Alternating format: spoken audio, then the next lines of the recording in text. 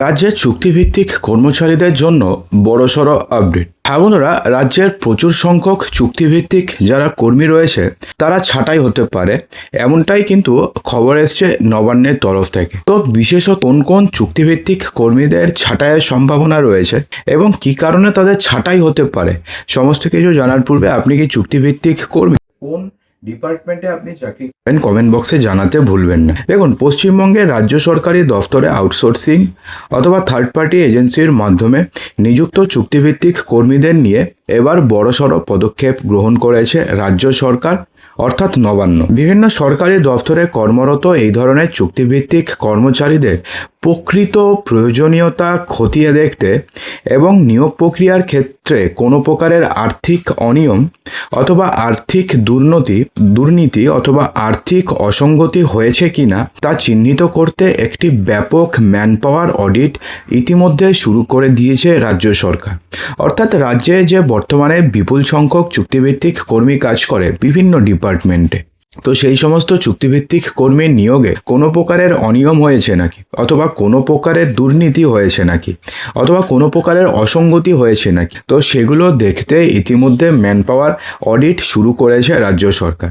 নবান্নের সূত্র উদ্ধৃত করে সংবাদ মাধ্যম দ্য টাইমস অফ ইন্ডিয়ার প্রতিবেদনে জানানো হয়েছে যে বিভিন্ন সরকারি অফিসে ঠিক কত সংখ্যক চুক্তিভিত্তিক কর্মী বহিরাগত এজেন্সির মাধ্যমে কাজ করছেন, তাদের কাজের ধরন ঠিক কি কতদিন ধরে তারা কর্মরত রয়েছেন এবং আউটসোর্সড এজেন্সিগুলির মাধ্যমে তাদের বেতন বাবদ রাজ্য সরকারের কোষাগার থেকে মাসে ঠিক কত টাকা করে খরচ হচ্ছে তার একটি নিখুঁত এবং স্বচ্ছ খতিয়ান তৈরি করার লক্ষ্যেই সেই বিশেষ অডিট করা হচ্ছে। এক্ষেত্রে দেখুন কি হয়, বিভিন্ন কোম্পানিকে টেন্ডার দেওয়া হয়, তারা রাজ্য সরকারের থেকে একটা টাকা পায়, তো সেই টাকার থেকে একটা অংশ তারা রেখে দেয় নিজেদের কমিশন হিসাবে এবং একটা অংশ কি করে তারা কর্মচারীদের দেয় এবং সেই কর্মচারীরা সেই কোম্পানির এগেনস্টে তারা বিভিন্ন ডিপার্টমেন্টে কাজ করে।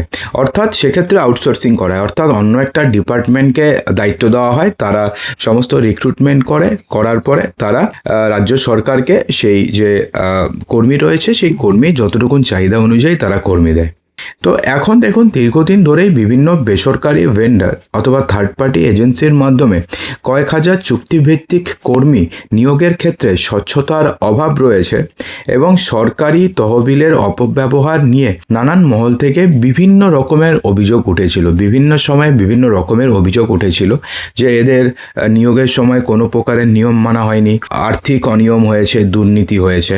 সংবাদ মাধ্যম টাইমস অফ ইন্ডিয়ার প্রতিবেদন অনুযায়ী নবান্নের এক শীর্ষ আধিকারিক জানিয়েছেন যে আগে এই সংস্থাটির নাম ছিল ওয়েবেল, বিভিন্ন ভেন্ডার এবং বেসরকারি এজেন্সির কাছ থেকে কর্মী সংগ্রহ করে সরকারি দফতরে তারা পাঠাতেন, অর্থাৎ তাদেরকে একটা কমিশন, অর্থাৎ তাদেরকে একটা টাকা দিত রাজ্য সরকার, তো সেই টাকার থেকে তারা কিছু কমিশন রেখে বাকি টাকা তারা এমপ্লয়িদের দিয়ে দিত এবং তারা রাজ্য সরকারের আন্ডারে কাজ করত।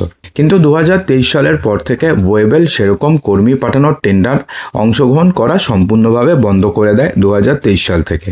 পরিবর্তে বর্তমানে কর্মীবর্গ বিভাগের অধীনে থাকা ওয়েবেল টেকনোলজি লিমিটেড বিভিন্ন সরকারি দফতরে কর্মী সরবরাহের দায়িত্ব সামলাচ্ছে। নামটা সেম লাগলেও দুটো কিন্তু আলাদা কোম্পানি। আগে ছিল ওয়েবেল, এখন হচ্ছে ওয়েবেল টেকনোলজি লিমিটেড, তার পুরো সমস্ত কিছুই আলাদা, ওনার আলাদা, সমস্ত কিছুই আলাদা।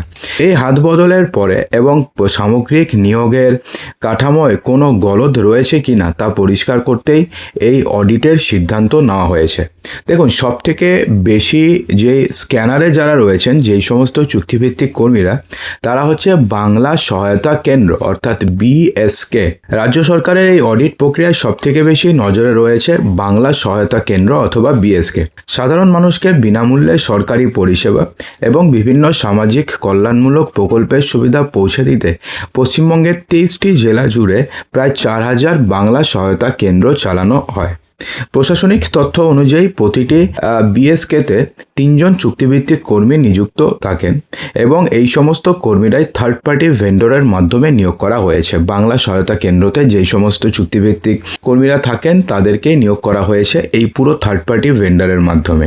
আদৌ কি দরকার রয়েছে সন্দিহান শীর্ষ আধিকারিক, অর্থাৎ এই সমস্ত যে বিএসকে বাংলা সহায়তা কেন্দ্র রয়েছে সেটা পরিবর্তিত পরিস্থিতিতে কি আজকের দিনেও সেটার কি কোনো দরকার রয়েছে নাকি সেটার কোনো দরকার নেই। দেখুন, এই রিপোর্ট অনুযায়ী নাম প্রকাশে অনিচ্ছুক এক সরকারি আধিকারিক দাবি করেছেন যে সাধারণ মানুষকে ডিজিটাল পরিষেবা দেওয়ার জন্য সেখানে ইতিমধ্যেই কমন সার্ভিস সেন্টার এর মতন ব্যবস্থা চালু ছিল, সেখানে নতুন করে বিএসকে খোলার কোনো জরুরি প্রয়োজন ছিল না।